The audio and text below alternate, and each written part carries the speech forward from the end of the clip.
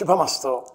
గురువారం నాడు గురువును ఎంత భక్తి శ్రద్ధలతో అర్చించామో, స్కంద దమనారోపణం అన్న పేరిట, రమణ మహర్షుల జయంతి అన్న పేరిట ఎన్ని విశేషాంశాలు తెలుసుకున్నామో, అదే క్రమంలో శుక్రవారం నాడు మహాలక్ష్మి ఉపాసన చేయాలి అంటుంది మీ శుభదినం.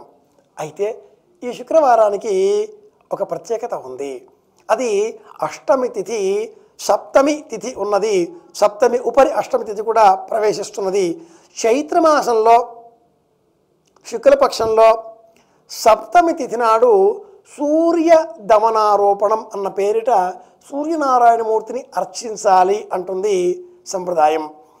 ఈ రోజున సూర్య దేవాలయాలను స్మరించడం, సూర్యనారాయణమూర్తికి ప్రీతికరంగా గోధుమలను దానమివ్వడం, ఎరుపు రంగు వస్త్రాన్ని దానమివ్వడం, రాగి చెంబులో నీటిని దాహతి తీసుకునే నిమిత్తమే మనం స్వీకరించడం, అలాగే ఇతరులకు రాగి చెంబును దానంగా ఇవ్వడం ద్వారా పుణ్య బలాన్ని పెంపొందింపు చేసుకోవచ్చు అంటుంది మీ శుభదినం.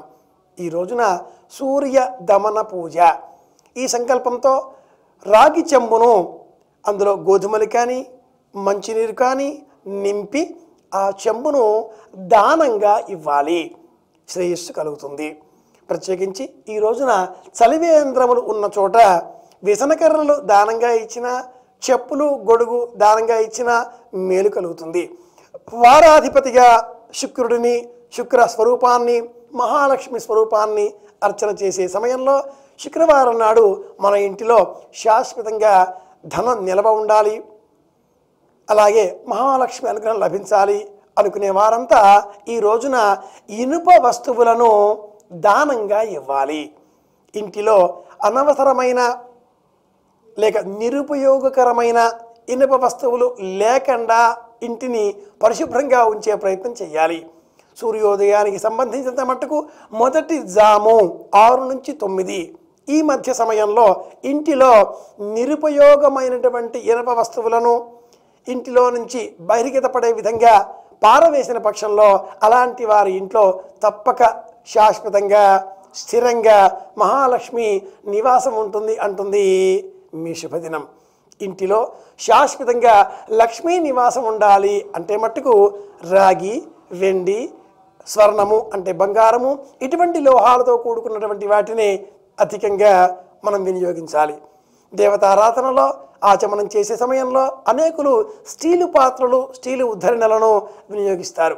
వాటికి ప్రత్యామ్నాయంగా రాగి, ఇత్తడి, సంపద ఉన్న పక్షంలో వెండి, బంగారం, ఇలా ఈ లోహాలను రాజలోహాలు అంటారు. ఇటువంటి వాటిని వినియోగించాలి. శుక్రవారం నాడు మహాలక్ష్మి అనుగ్రహం కోరి దేవతారాధన చేసేవారంతా కూడా ఆ దేవతారాధనకే వినియోగించేటటువంటి వస్తు సామాగ్రిలో స్టీలు పళ్ళేలు, స్టీలు ఉద్ధరణలు లేకుండా చూసుకోవాలి. రాగి, ఇత్తడి ఈ లోహాలతో ఉండేటటువంటి పాత్ర సామాగ్రిని వినియోగించాలి. అయితే ఇందులో కూడా చిన్న మెలిక ఉంది. ఒకవేళ మన ఇంటిలో శుక్రవారం నాడు మహాలక్ష్మి ఉపాసన చేసేటటువంటి వారు ప్రకృతి అయిన మహా, వికృతి అయిన మహా, విద్య అయిన మహా, సర్వహితప్రద అయిన మహా అంటూ నామావళి చెప్పిన, లక్ష్మీం క్షీర సముద్రాయతనయాం శ్రీరంగధామేశ్వరీం అంటూ స్తోత్రపాఠాలు చేసిన, హిరణ్యవర్ణాం హరణీం సువర్ణిత సృజాం చంద్రాం హిరణ్మయీం లక్ష్మీం అంటూ వేదపారాయణాలు చేసిన, ఆ పిమ్మట కొబ్బరికాయ అమ్మవారికి ప్రీతికరంగా పగలకొట్టి ఆ నీటితో అభిషేకం చేసేటటువంటి సందర్భంలో కొబ్బరికాయని పగలకొట్టి ఆ నీటిని రాగి పాత్రలో పోయరాదు. ఆ నీటిని వెండి పాత్రలో లేక వెండి పాత్ర లేని పక్షంలో గాజు పాత్రలో సేకరించాలి. లేదా ఇత్తడి పాత్రలో కూడా కొంత సమయం మట్టుకు సేకరించుకోవచ్చు, కానీ రాగి పాత్రలో సేకరించకూడదు అంటుంది సంప్రదాయం. రాగి పాత్రలో కొబ్బరి నీరు పోసిన పక్షంలో అది విషతుల్యమవుతుంది అని కూడా తెలియజేస్తుంది మీ సంప్రదాయం. ఇలా మనం శుక్రవారం నాడు మహాలక్ష్మిని ఉపాసన చేసి ఇంటిల్లిపాది పరిశుభ్రమైన వస్త్రాలు ధరించి దీపారాధనలతో పండుగ వలె ఈ శుక్రవారాన్ని నిర్వహించుకున్న పక్షంలో తప్పక మనకు శ్రేయస్సు కలుగుతుంది. అలాగే సప్తమి తిథి కూడా ఉన్న కారణం చేత సూర్యనారాయణమూర్తిని ఉపాసన చేయాలి. సప్తమి సూర్యుని జన్మతిథి కదా, కనుక ఈ రోజున ఆదిత్య హృదయం పారాయణం చేసిన, ఆదిత్య హృదయం చిరు పొత్తాన్ని చదివేటటువంటి వారికి బహుమతిగా అందచేసిన శ్రేయస్సు కలుగుతుంది. ఈ రోజున పసుపు రంగులో ఉండే వస్త్రాలు ధరించిన, తెలుపు రంగులో ఉండే వస్త్రాలు ధరించిన మేలు కలుగుతుంది. ప్రత్యేకంగా ఇనుప వస్తువులు, నలుపు రంగులో ఉండే వస్తువులను ఈ రోజున దానం ఇవ్వాలి అని చెప్పుకున్నాం కాబట్టి మేకులు, ఇతరమైనటువంటి ఇనుప వస్తువులు ఏవి కూడా ఇంట్లో లేకుండా చూసుకోవాలి. నిరుపయోగంగా ఉండేవేవి కూడా ఇంట్లో ఉండకుండా చూసుకోవాలి. అలాగే ఈ రోజున నలుపు రంగులో ఉండేటువంటి ఛత్రాన్ని అంటే గొడుగును, ఆరోగ్యాన్ని కోరి, సూర్యనారాయణమూర్తి అనుగ్రహం కోరి ఈ శుక్రవారం నాడు దానం ఇస్తే అలాంటి వారికి సూర్యనారాయణమూర్తి అనుగ్రహం వల్ల ఆరోగ్యం చేకూరుతుంది అని విన్నవిస్తుంది మీ శుభదినం.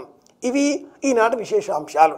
సూర్య దమన పూజ, అలాగే ప్రత్యేకించి శుక్రవారం నాడు మహాలక్ష్మి అనుగ్రహం కోరి అమ్మవారిని ఉపాసించడం, ఛత్రమును దానంగా ఇవ్వడం తదితర విశేషాంశాలతో ఈ శుక్రవారాన్ని ఆనందంగా గడుపుదాం. అందరి ఆనందాన్ని కోరుకుందాం. మళ్ళీ రేపు కలుసుకుందాం అని విన్నవిస్తూ శుభమస్తు.